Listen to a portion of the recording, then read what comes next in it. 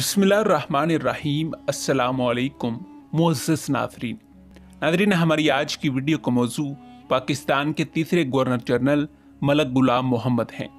नाज़रीन, मलक गुलाम मोहम्मद 29 अगस्त 1895 को लाहौर में कक्कई पठान घराने में पैदा हुए। FA कपूर से किया और अलीगढ़ से MA LLB की डिग्री हासिल की। नाज़रीन, 1932 में Indian audit and account service में इम्तहान दिया और कामयाब रहे। 1934 में हुकूमत हिंद के पोस्ट एंड टेलीग्राफ महकमे के डिप्टी अकाउंट जनरल मुकर्रर हुए और दूसरी जंग अजीम के दौरान हुकूमत हिंद के सप्लाई डिपार्टमेंट के एडिशनल सेक्रेटरी तैनात हुए। नाज़रीन, टाटा कंपनी के डायरेक्टर भी रहे। जब नवाब हमीदुल्लाह खान ईवान वालिया रियासत के चांसलर की हैसियत से दूसरी गोलमेज कॉन्फ्रेंस में शामिल हुए तो मलक गुलाम मोहम्मद भी ऐवान की तरफ से माली मशीर की हैसियत से शरीक हुए। नाज़रीन, वो मालियात में गैर मामूली सलाहियतों के हामिल थे। 1941 में दौलत आसफिया ने इन्हें अपना वज़ीर मालियात मुकर्रर किया। 1942 में निज़ाम हैदराबाद दक्कन के वज़ीर मालियात मुकर्रर हुए। क़याम पाकिस्तान के बाद पाकिस्तान की मरकज़ी काबीना में वज़ीर मालियात की हैसियत से शामिल हुए। नाज़रीन, पाकिस्तान स्टेट बैंक, ज़राती माली कॉरपोरेशन और सनती तरक्याती कॉरपोरेशन की बुनियाद रखने का सेहरा भी इनके सर है। मलक गुलाम मोहम्मद ने वज़ीर आज़म लियाक़त अली ख़ान की शहादत के बाद और ख्वाजा नासिमुद्दीन के वज़ीर आज़म होने पर पाकिस्तान के तीसरे गवर्नर जनरल की हैसियत से 19 अक्टूबर 1951 को हलफ उठाया। नाज़रीन, 10 मई 1953 को सरकारी मुलाजमीन के तहफ़्फ़ुज़ के लिए एक ऑर्डिनेंस जारी किया। इस ऑर्डिनेंस को मार्शल लॉ तहफ़्फ़ुज़ 1953 ईस्वी का नाम दिया गया।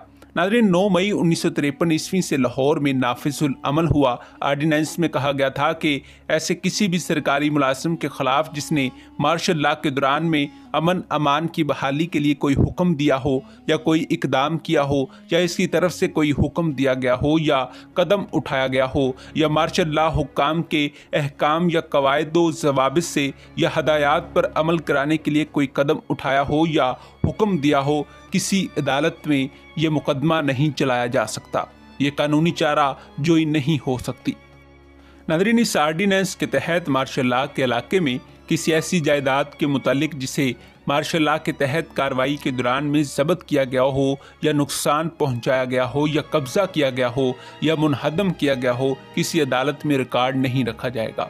ऐसी सज़ाएँ जो मार्शल लॉ के दौरान में किसी अदालत या अदालत की हैसियत से किसी और अथॉरिटी की तरफ से दी गई हों, इन्हें कानूनी तस्वुर किया जाएगा और हर वो शख्स जिसको इस तरह सज़ा दी गई हो वो मुकर्रर मियाद तक, जिसमें अगर कवायद ज़वाबित के तहत कोई तख़फ़ीफ़ हुई हो, सज़ा भुगतेगा या इस वक्त तक जबकि इसे मरकज़ी हुकूमत के हुक्म के तहत रहा न कर दिया जाए।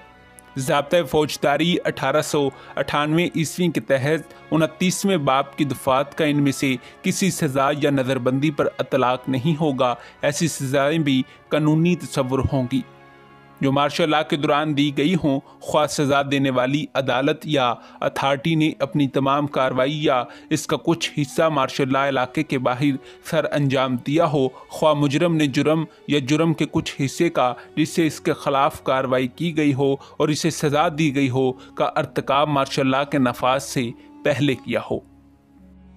नाज़रीन, मलक गुलाम मोहम्मद के दौरे हुकूमत में 29 जनवरी 1952 को पाकिस्तानी शहरियत के कवायद का ऐलान किया गया।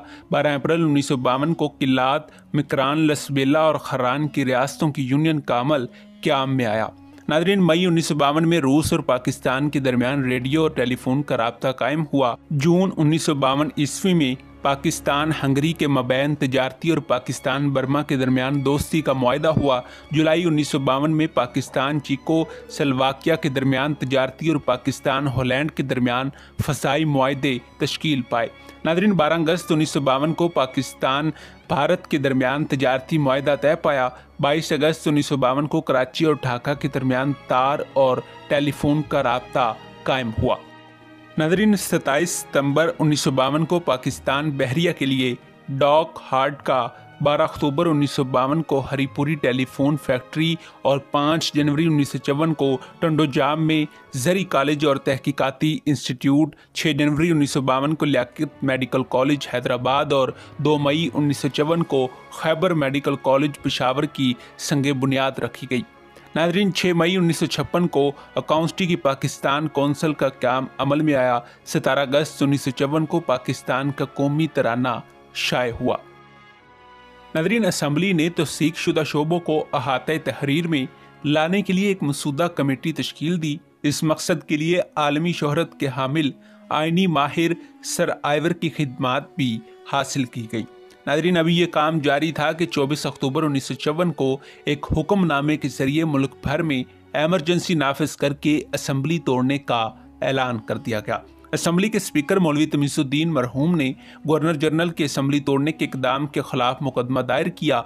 मौक़िफ़ ये अख्तियार किया कि आज़ादी हिंद के एक्ट मजरिया 1947 की दफ़ा 8 की झेली दफ़ा 8 के तहत कानून साजी के लिए गवर्नर जनरल की मंजूरी ज़रूरी नहीं। चुनांचे आइन साज असम्बली को तोड़ने का इक़्तिदाम गैर आइनी और गैर कानूनी है। नाज़रीन, चीफ कोर्ट ऑफ सिंध की फुल बेंच ने मुतफ़िका तौर पर गवर्नर जनरल के इक़दाम को गैर कानूनी करार दिया। वफाक पाकिस्तान ने फैसले के खिलाफ फेडरल कोर्ट से अपील की, जिसने गवर्नर जनरल की हमायत में फैसला दिया और अपने फैसले में कहा कि आज़ादी हिंद के एक्ट मजरिया 1947 ईस्वी के तहत गवर्नर जनरल कानूनी तौर पर असम्बली तोड़ने के मजाज थे। उन्होंने अपने दौरे हुकूमत में रियासती हुकूमतें ख़त्म कर दी। ये इनका एक कारनामा माना जाता है। नाज़रीन, मलक गुलाम मोहम्मद मुसलसल बीमार रहने लगे थे और आखिरकार फालिज में मुब्तला हो गए। वो बोलने से भी कासिर हो गए। जब बीमारी ने शिद्दत अख्तियार की तो मजबूरन 5 अक्टूबर 1955 को गवर्नर जनरल के ओहदे से इस्तीफ़ा दे दिया। नाज़रीन, 29 अगस्त 1956 को इस दुनिया से कूच कर गए। इन्हें कराची में गोरा कब्रिस्तान में दफन किया गया। जी हाँ, यही थे पाकिस्तान के तीसरे गवर्नर जनरल मलक गुलाम मोहम्मद।